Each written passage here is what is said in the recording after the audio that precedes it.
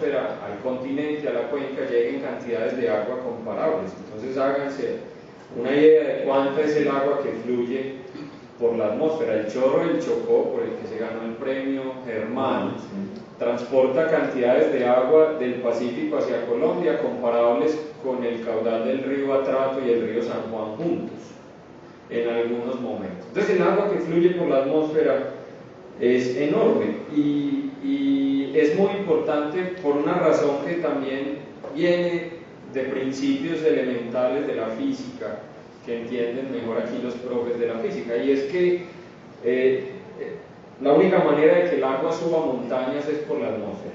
Bueno, naturalmente uno puede subir un baldado de agua, pero de eso no se trata. Pero la única manera de que el agua suba a las montañas es por la atmósfera, porque de resto toda el agua que está en la superficie fluye, como decimos, para abajo, por la acción de la gravedad. Toda el agua de los ríos o subterráneo de los lagos va para abajo por la gravedad. Entonces no hay que hacer muchas cuentas para despejar la X y decir de qué depende de que todo ese flujo de agua superficial o subterráneo sea sostenible en el tiempo. Depende de que por algún lado se recargue y el único camino es la atmósfera. Entonces si desconectamos nuestra tierra o cualquiera otra, los argentinos, esta charla también se puede repetir en Argentina, es igual, si desconectamos de cuenta del Instituto de Física, si desconectamos algún lugar del continente, del Amazonas, por la atmósfera y la pérdida de bosque es un factor que puede incidir sobre eso, ahora hablamos de eso, entonces corremos riesgo de perder la sostenibilidad de nuestros recursos hídricos superficiales y subterráneos. Por eso hay que hablar de eso en Medellín, en Bogotá, en todas partes. En Buenos Aires. Juan Camilo. Bueno, yo voy a intentar no ser muy imprudente porque me da mucha pena de este parque a veces. Pues no, sin prudencia, por favor. Quiero resaltar pues también una cosa, es que, bueno, primero muchas gracias por la invitación y a Mariana. Pero nosotros somos apenas un grupo muy chiquito de gente que puede hablar de un montón de cosas del Amazonas. Entonces, el Amazonas es un nombre propio para un montón de muchos sistemas distintos que interactúan de maneras que todavía no conocemos. Que es muy grande. O sea, si uno le pregunta a un historiador ¿por qué es importante hablar de Europa Occidental? Imagínense, pues la respuesta es obvia, nos la han enseñado desde el colegio a todos, esa es la educación que recibimos. Pues la cuenca amazónica es más grande que Europa Occidental, que todos los países de Europa Occidental, y no hablamos de ella nunca. Es más, pues Colombia es un país amazónico, es el segundo país con mayor extensión en la cuenca del Amazonas. ¿Quién sabía eso? ¿No? Uno se imagina que Amazonas son un montón de indios por allá, ¿cierto? Como dijo el presidente de Brasil en su discurso antier, que es gente que hay que civilizar, no hay gobierno más indigenista que el de él, porque los va a civilizar. Lo dijo, estoy citándolo. Pero entonces, digamos, pues los expertos en agua y clima son Juan Fernando e Isabel, y a mí me da pena decir esto cuando está la profesora Cristina López del Instituto de Biología aquí, Zoraida Restrepo, que han hecho mucho trabajo ecológico en el Amazonas, pero resulta que esta es una de las regiones con mayor biodiversidad del planeta, ¿cierto? Y la mayoría de esa biodiversidad no la conocemos. Y no entendemos cómo funciona, y no entendemos cómo interactúan especies entre otras, ¿no? De hecho, ahí puede haber cosas hasta redefiniciones del concepto de especie, del concepto de la biología. Digamos, yo no quiero usar la palabra patrimonio porque eso suena a dominio, pero es como un banco, es un banco de así como para podemos hablar a la luz de la vela.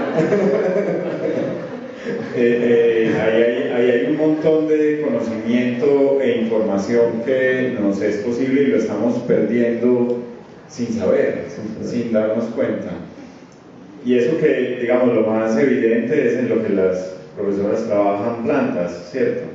Pero microorganismos, la función de los microorganismos, todo eso son un montón de conocimiento que, digamos, formalmente desde el punto de vista del conocimiento occidental no tenemos. A mí a veces me da mucho susto estar en un mismo panel con gente de las ciencias sociales, porque hay otras maneras de conocer, ¿cierto? Lo confieso. Necesitamos estar ahí. Yo quiero, por ejemplo, digamos, hay un asunto, nosotros vivimos en las montañas de los Andes. Ahora, mientras Isabel y Juan Fernando estaban hablando, yo no es que estuviera distraído, sino que estaba mirando el cuadro de atrás, que es un glaciar de montaña de los Andes. Eso no es en Alaska, eso es en los Andes, porque abajo hay unos frailejones. Eso está conectado no solo hidrológicamente con el Amazonas, sino también biológicamente con el Amazonas. Zoraida, en su tesis de doctorado, está intentando describir el origen evolutivo de las especies de los Andes, es decir, las que nosotros usamos o con las que convivimos aquí. Y buena parte de ellas pueden tener un origen evolutivo amazónico. Así que hay muchas maneras de conectarse con el Amazonas, aún estando distantes en términos de distancia lineal, pero hidrológicamente estamos conectados, climáticamente estamos conectados, étnicamente estamos conectados, biológicamente estamos conectados, y podríamos, yo voy a ampliar un poquito el rango de pertinencia geográfica del que dijo Juan Fernando. Aquí podríamos estar en Siberia haciendo esta charla, y, en serio, y estamos conectados. Hay un trabajo en el que yo llevé los tintos al campo, en el que hicimos un ejercicio de modelación muy simple. En clase se lo he mostrado a algunos de los que hay por allá atrás sentados. ¿Qué pasa si removemos el bosque del Amazonas utilizando circulación atmosférica y otras cosas, y se ven aumentos de productividad en los bosques de Siberia? Es decir, la conexión no es solamente Atlántico, Amazonas, Andes, es una conexión global, ¿cierto? Entonces, cuando el mencionado presidente dice que Francia no tiene por qué meterse en la soberanía de Brasil, creo que no está del todo cierto, porque a Francia le afecta lo que pasa en el Amazonas de la misma manera pues que a nosotros. Ok. Esa fue nuestra primera pregunta de contexto. ¿Estamos conectados? Indudablemente, y si estamos conectados, entonces no podemos eludir hablar